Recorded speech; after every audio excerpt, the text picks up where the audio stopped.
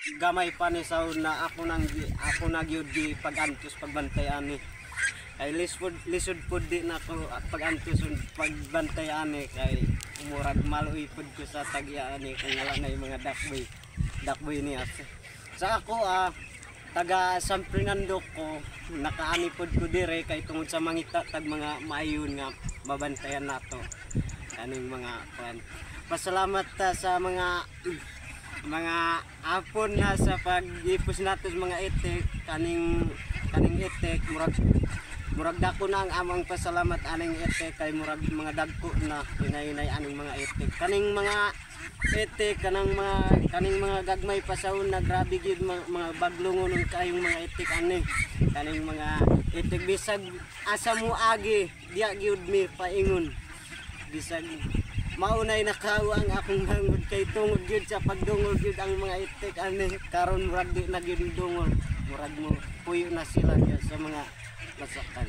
At yun na nga mga kabebe, ako pala yung duck girl ng Bukidnon. So yun nga, siya po yung tao ko po na isa din po na nag-aalaga sa mga alagang seo ko po. Simula po nang inilabas po natin sila sa area hanggang sa ngayon po na dito na po talaga sila. Magto 2 months na din po itong tao ko na to mga kabebe. So yun nga po mga kabebe, ito nga po yung mga alagang seo po natin na 2 months na po nung May 5. So ilang araw?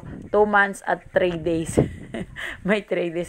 So yun nga po mga kabebe, sa hindi po nakasubaybay po dito sa videos ko ay yun nga, nagka-problema nga po tayo sa mga seo natin. Ito po ay dahilan po na sa sobrang init po, nagkumpiyansa din po tayo na mag-order ng mga seho, tas ganito po yung nangyari, hindi po natin na tignan yung area or yung panahon na paparating.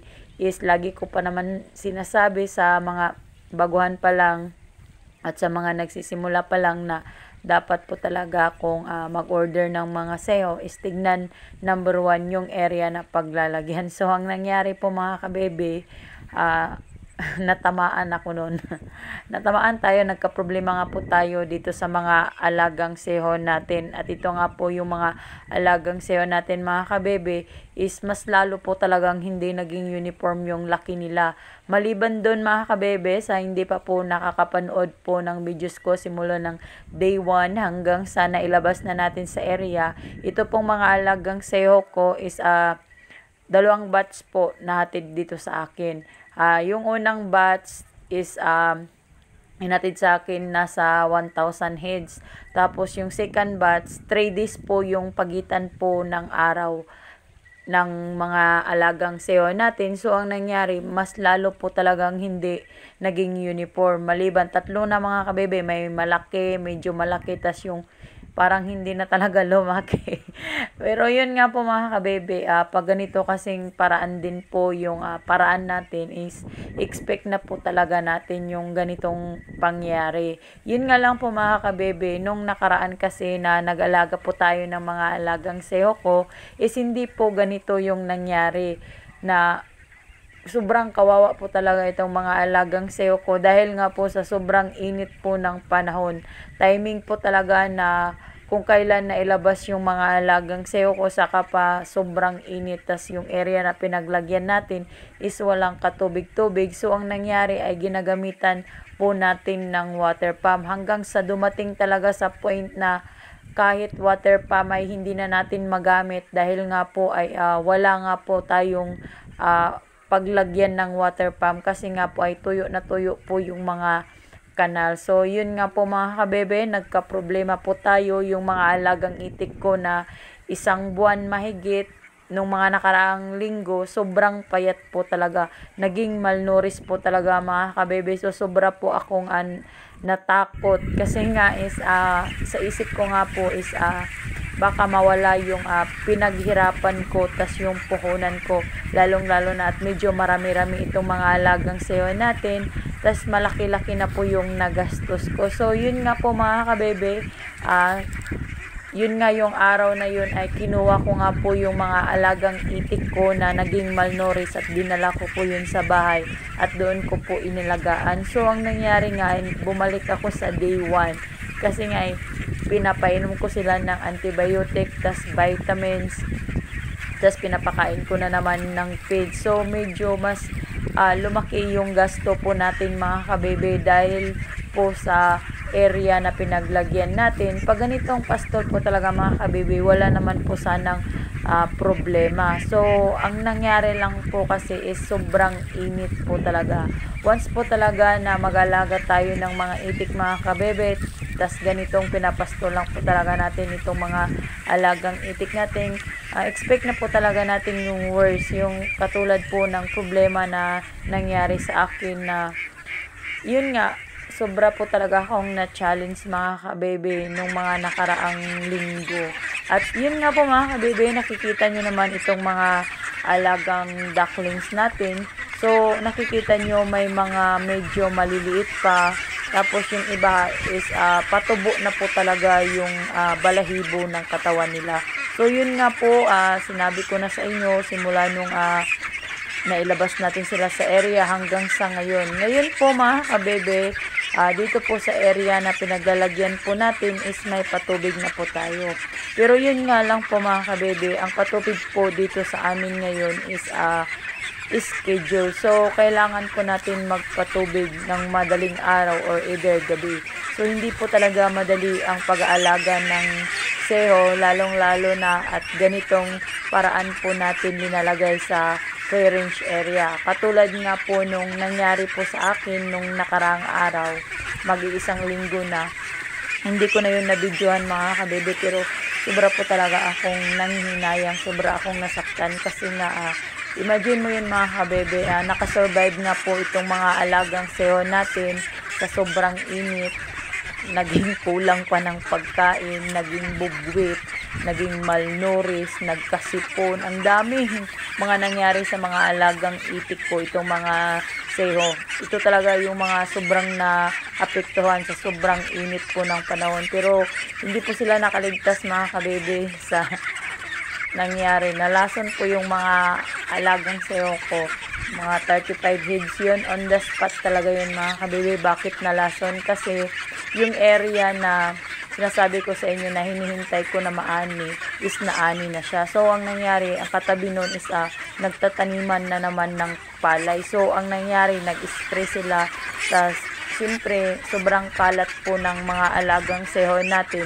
So ang nangyari yun, nalason po yung iba. Hindi natin napansin na nakapunta sila dun sa kabilang area. So yun nga po mga kabebe, ito nga po yung number 1 talaga na problema natin. So ngayon po talaga na pag brooding ko po ng mga alagang itik, ito po yung pinakamaraming immortality po talaga. So ang mangyayari, babawi na lang po tayo sa maibibenta natin tas sa mangingitlog na itik natin. Sana nga po ay wala nang mangyaring ganun na malason yung mga alagang itik natin. Kasi nga sobra po talagang nakakapaghinayang mga kabebe.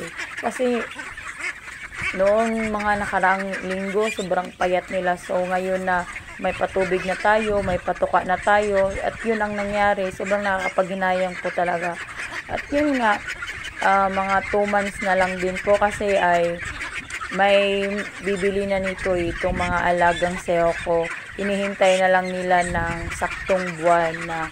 At yun nga, target ko nga itong mga alagang seho ko, 4 to 5 months ay binibinta ko na talaga itong mga alagang seho ko mga kabebe. So yun nga is nakikita nyo naman itong mga alagang seho po natin is hindi po talaga pantay-pantay yung katawan nila mga kabebe. Pero mas marami po talaga din yung malalaki yung katawan kumpara sa maliliit. At yun nga ay lagi kong sinasabi, natural lang po talaga na malnourished itong mga alagang itik natin na may medyo hindi tumutubo. Natural lang po talaga yun sa mga duckling. Pero yung nangyari sa akin is parang hindi talaga yun, nagka-problema po talaga tayo. Inaamin ko po talaga yun mga kabebe na malaking problema po talaga yung nangyari sa ngayon na pagbubuding ko ngayon na taon. Kasi nga po ay sa sobrang init po talaga. Nagka-problema tayo, pinapastol natin sila sa area na dry, limitado yung oras. At yun nga, naapektuhan po talaga itong mga balahibo nila. Pag ganito pa naman sa'yo mga kabebe, isang buwan mahigit is naglalagas na itong mga balahibo nila. Normal lang po mga kabebe pag sa'yo is maglalagas po talaga itong mga balahibo nila at sa ganun ay papalitan po yung balahibo nila ng bago. So ang nangyayari is walang tubig yung area na pinaglagyan natin. So, yun ang nangyari mga kabebe, naging kalbo po yung mga alagang itik natin, mas lalong pumayat po sila.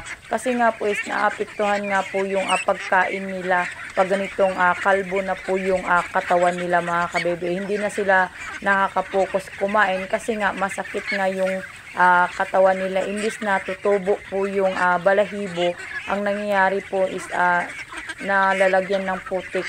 Yung putik ba na nagdadry na sa balahibo nila, yung katawan nila ba, yung skin nila, sa balat nila. So, yun, ang nangyari.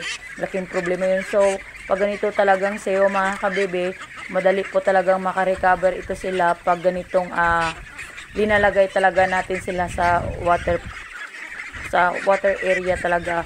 Kasi pag ganitong tubig po talaga, mga kabebe, ganitong mga seho talaga, number 1 po talaga na kailangan natin sa kanila is saktong patubig. At sa ganun is mas madali pong makarecover itong mga alagang seho natin. Mas madaling tumubo yung mga balahibo nila. Tas mas madaling lumubo po mga kabibig. Yun po yung number 1 po talaga na dapat nating gawin. Maliban sa patuka, dapat po talaga is waterfall po talaga natin ilagay itong mga alagang seho natin. So, ito nga po yung mga alagang seho natin mga kabebe. 2 months na to sila and 3 days na po yung edad nila. So, yun nga, wala pong nabago yung paraan natin ng pagpapastol. Nag-stop na po ako ng vitamins. 1 linggo ko po sila minintin ng antibiotic with vitamins po mga kabebe. So, ngayon, nag-stop na po tayo kasi is nakita ko naman din po yung improvement ng mga alagang seho natin. So, nakikita nyo naman po mga kabebe na medyo malalaki na po talaga itong mga alagang seho natin. Tas yun nga, yung balahibo nga po nila is tumubo na po talaga kumpara nga po nung mga nakaraang linggo. Ganito po kadali mag-recover itong mga alagang seho natin mga kabebe pag ganitong tuloy-tuloy po talaga yung patubig sa mga alagang itik natin. At yun nga po mga kabebe, ito nga ay inuwi na natin itong mga alagang itik natin dito sa kulungan. Medyo kumunti na po talaga mga kabebe kasi marami po talagang nalagas, mga immortality na nangyari sa mga alagang itik natin. So yun nga, ganun talaga yung buhay. Ako nga pala yung duck girl ng Bukidnon. Nasasabing magandang buhay po sa lahat. At yun nga po mga kabebe, mag-iwan lang po kayo ng komento dyan, negatibo or positibo, maghihintay po ako. At yun lang, bye bye!